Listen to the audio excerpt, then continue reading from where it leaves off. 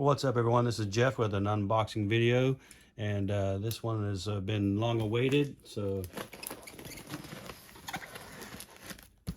I got a big box from Collectible Jets, which is where I get a lot of my models from, and these are some special ones to have.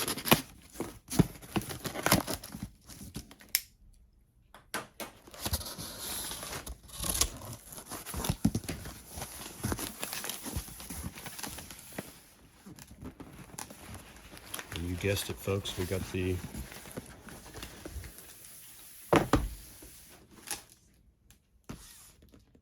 Star Wars. And this is a JC Wings model, but it does have a different model number from the usual JC2, etc. And nothing really exciting going on with the box, just these orange boxes. Nothing special at all here. So this model is EW Echo Whiskey 2789009 Alpha. And JC models actually usually has the sleeve, JC Wings that is. But this time we have the pull off top. And there she is. So excited for this model. Gonna be really cool.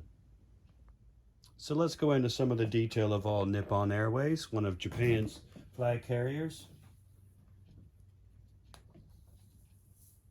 They're headquartered in the Shiodome area of Tokyo, and they operate domestic and international flights with more than 20,000 employees in the airline. They also operate a number of subsidiary airlines, including ANA Wings, Air Nippon, R2-D2, and Allex Cargo, and of course, All Nippon has their cargo division as well. And they became a member of Star Alliance in October of 1999. And they're also named a 5-star airline by Skytrax on March 29th of 2013. They began as a Japan helicopter and airplane transports company, and they were founded December 27th in 1952, and also known as Nippon Helicopter. NH began services in 1953 and operated its first cargo flight between Osaka and Tokyo as the first scheduled flight by a Japanese pilot in post-war Japan. Passenger service began on February 1st, 1954. In December of 1957, Nippon Helicopter changed its name to All Nippon Airways. And in fact, All Nippon, their flight numbers are still listed as NH. So when you look them up, you have to look for NH, whatever the flight number may be. All Nippon Airways grew through the 60s, introducing jets in 1965, and became Japan's largest domestic airline network by 1974. JAL had a monopoly on international flights until 1986, and then All Nippon Airways was allowed to operate international charter flights. All Nippon added 6 L-1011s to its fleet in 1971, introduced 747-200s in 1976, and 767s in 1983. In 1986, after the monopoly had ended, ANA began expanding into the international market with flights from Tokyo to Guam, followed by flights to LA and DC, and then gradually increased the network to include Beijing, Dalian, Hong Kong, Sydney, London, Saipan, Paris, New York, and Singapore. The current livery is the Triton Blue with a white and gray fuselage and a blue stripe under the windows, and the Inspiration of Japan slogan painted on top of the windows. The vertical stabilizer is blue with the ANA painted sideways. Now, they have a fleet of 215 aircraft with 20 777-300s, 39 7879s, Dreamliners, and 10 777-200ERs. They've also operated a number of special liveries, including 6 in the Star Alliance livery, 5 Pokemon jets, 3 flying Honu A380s, which are super cool. They got the blue, green, orange. Those are very slick. I saw one of those at Narita a couple of years back. And then the 4 Star Wars themes jet, the 7879 and the R2-D2 livery, which we see here, 777-300ER in the BB-8 livery, and the 777-200ER in the C-3PO livery. And they also have a 767 in the mixed livery, but it's not near as exciting. these ones are. So the 7879 BB-8 was delivered in 2010, and that's just been retired. And the R2-D2 livery is actually the only Star Wars special livery that's still operating flights. The other two are in storage. So let's take a look here and take our top plastic off and take out our stand, which is metal. And then we do actually have this card here, which is super cool.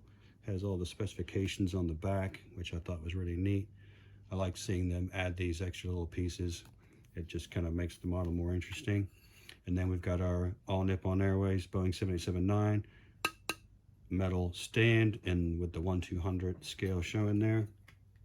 And I think that all Nippon Airways was actually the launch carrier of the Dreamliner, so I think that's why they have so many of them.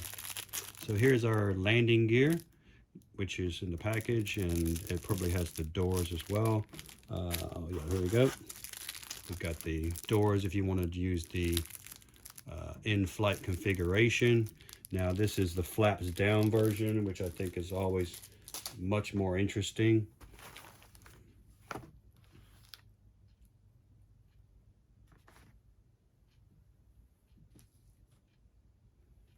So there she is, ladies and gentlemen.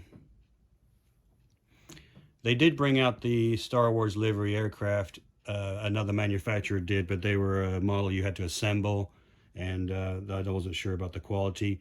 The box was really, really cool though, and but I did not pick up on those. Those sold out like almost immediately. These ones I just thought it was worth waiting to get the die-cast version, because I just think they're much better quality and offer a lot more of the features that we as collectors look for. So let's take a look at the model here. The Dreamliner is just a really, really cool aircraft. I really enjoy its appearance, and I've got to fly on the Dreamliner. Flew Norwegian twice. I've flown United on the 787-10 once, and I've also flown on Air Canada's 7879 from Zurich to Toronto, which was really cool. So here we got the radome cover, and this is where the ILS, the Instrument Landing System, and glide slope would also be located. We've got our cockpit windows and the wipers there.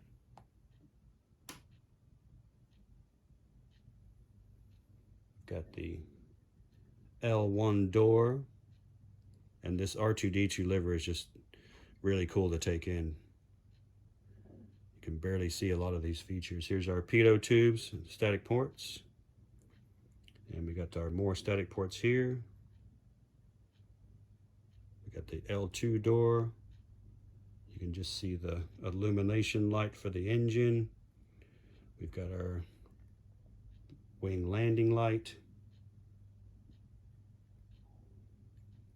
the L3 door here, that beautiful Star Wars sign on there, the billboard, it's great, the All Nippon Airways Inspiration of Japan slogan, the Dreamliner, and our registration, Juliet Alpha 873 Alpha.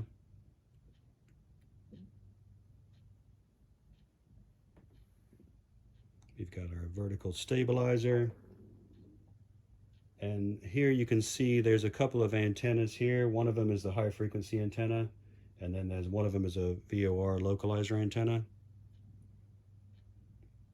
We got our strobe lights here on the tail.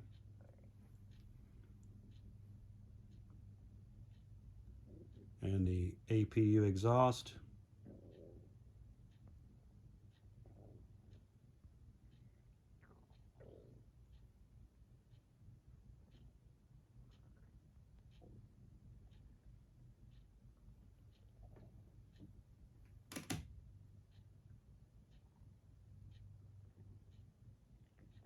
Such a great looking aircraft.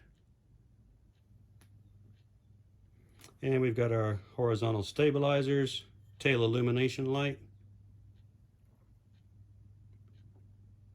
No real markings for the APU housing, which would usually be located here, but it doesn't mean that it's not actually painted on the real aircraft. And let's take a look at these wings here. And it's in the in-flight configuration, so you can see it's got the wings are angled upward to show that it's in flight.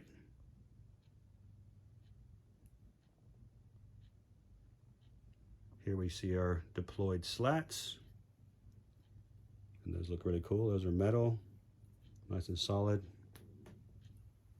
We see our deployed flaps here.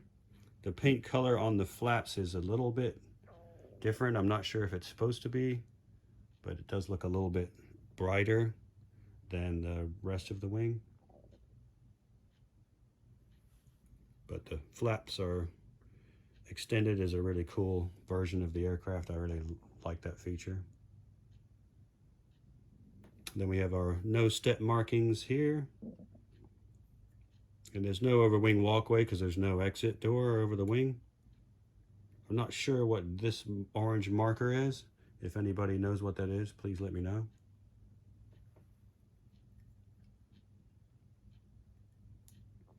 And there's our L4 door. We've got the flag of the Rising Sun flag. And then on the Dreamliner, this is the bulk bin entry door. On the most of the other Boeing aircraft, the bulk bin door is on the other side, hold number 5. So in this case on the Dreamliner, it's actually on the port side of the aircraft. And let's take a look at these engines. The Dreamliner has this scalloping on the trailing edge of the engine nacelle, and that is to reduce drag.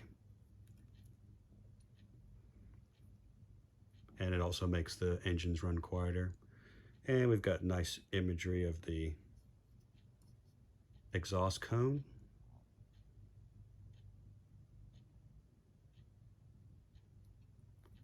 And let's take a look underneath.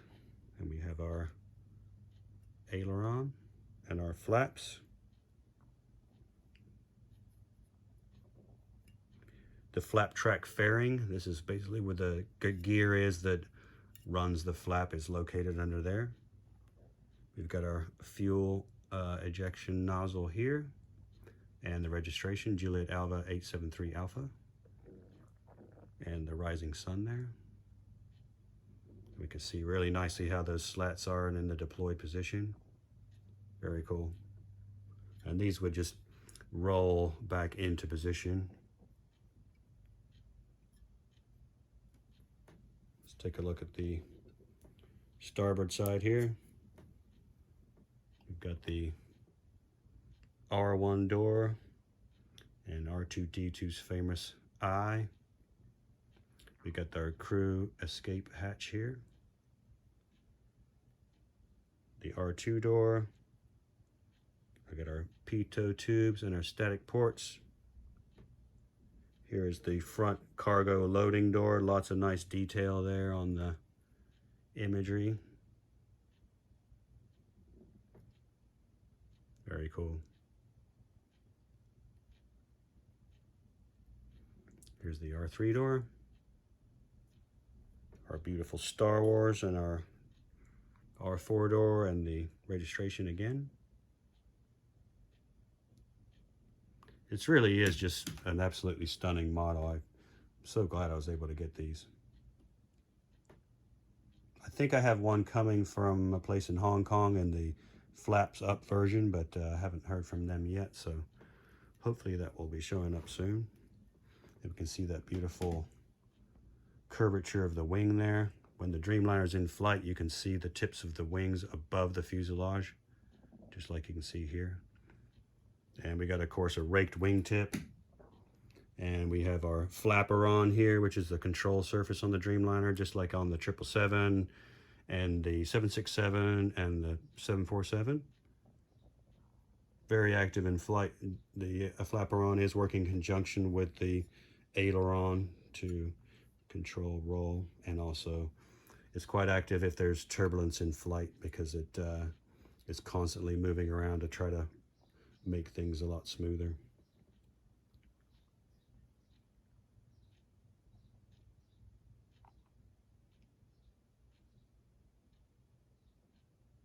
So we have the terminal wireless access network antenna.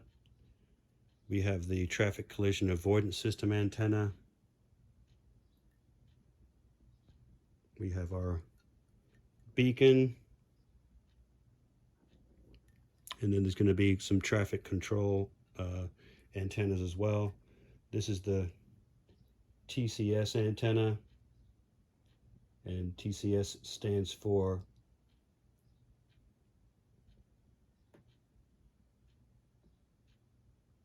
Traffic Control System. Excuse me, Terminal Cellular System. Then we have our satellite box here. This is your Wi-Fi, your go-go Wi-Fi. Then we have the auto direction finder antennas. These will usually be raised up, but they're smooth here. They're not in the 3D like we expect. This is our SATCOM antenna. This is more for the communication of the aircraft with the ground and headquarters, etc. This is a VHF antenna. This is the emergency locator transmitter. So if there's an incident with the aircraft that gets lost, then the emergency locator antenna is basically so that the aircraft can be tracked and found. Down here we have another VHF antenna. Then this redded out area here is where the ram air turbine door is. So if the aircraft lost power, it could drop the ram air turbine down and draw power to run the avionics. Here's the hole for the stand. Here's our traffic collision beacon, or excuse me, just our traffic beacon. And then there's a few other antennas here, but they're not shown here.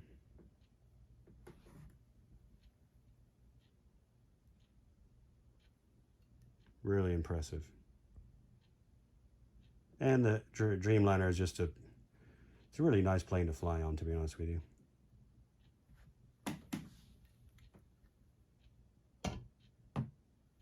So as I said, this aircraft was purchased from Collectible Jets, and that's where I buy a lot of my models from. This is the R2-D2 livery, which was painted in September of 2015. This Dreamliner is a Charleston-built Dreamliner. They make them in Charleston or Everett, and this one's the Charleston version. The serial number on the actual real aircraft is 34530. The line number is 345. First flight on the actual aircraft was September 2nd, 2015, and it was delivered October 1st, 2015. The plane's age is just about 7 years old, and it's basically running a number of different routes, but essentially the Haneda to Frankfurt route. At least it was what last I checked. And the seat configuration on this aircraft is first class seating, and it's in a 1-2-1 configuration. There's 48 flatbed seats, and that is running from the R1 door to the midway point between L2 and L3. Then we have our premium economy, there are 21 seats, and those are the premium recliner seats, and they're in a 232 configuration, and those seats run from that midway point at the back of first. Actually, excuse me, that's business, and that runs back to the basically 3 rows of premium economy. And then our economy seats, we have 148, and they run from here to the tail end of the aircraft. Total seating on this aircraft, 217. So maximum takeoff weight on the Dreamliner is 560,000 pounds. That is a phenomenal amount of weight. It just blows my mind how large these aircraft are. MT weight, 284,000 pounds. Max fuel payload, 223,000 pounds. Length, 206 feet. Wingspan, 197 feet. Tail height, 55 feet. This engines are running the Rolls-Royce Trent 1000s with 71,000 pounds of thrust. This aircraft will handle 36 LD3 containers, which are the containers that go in the bottom of the aircraft. And the unit cost is $264.6 million if you would want to get your hands on one. So the LD3 units go into these doors here on the lower part of the fuselage into the main hold. And then we have another hold that's in the rear of the aircraft here. And that's the other part of the container area. That's where your luggage goes or your postage, etc.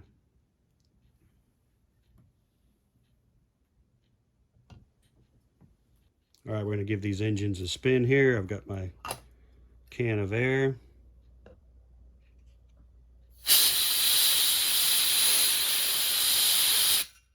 That one works great.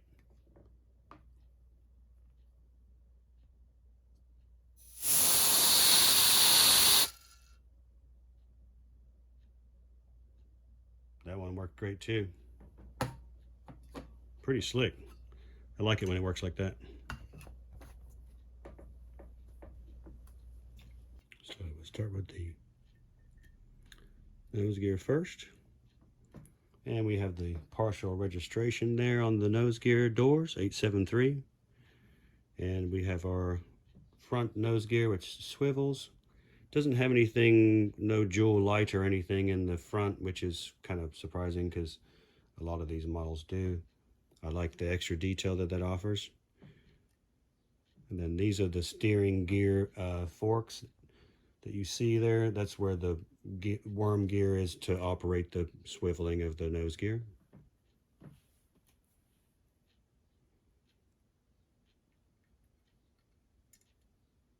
And these do tilt very minorly. They do roll.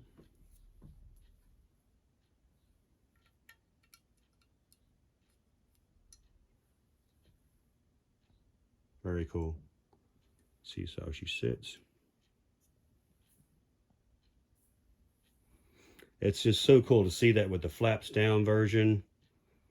And of course I'm going to have mine on the stand to give it the impression that we are just about to touch down.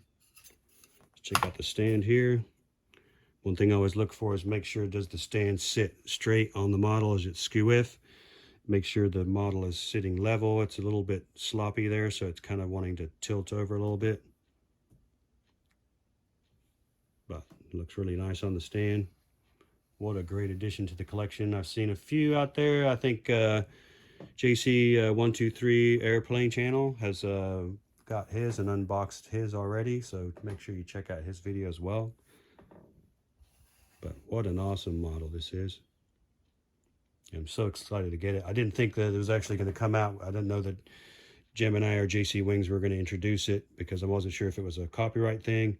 But obviously here we have it, and it's a great looking model. So let me know if you're going to get this model, if you have it already. And if you're not subscribed, make sure you hit that subscribe button, hit that notification button so you know when I have new videos coming out. But pretty impressed. Anyway, thanks for watching. Stay tuned for more model content.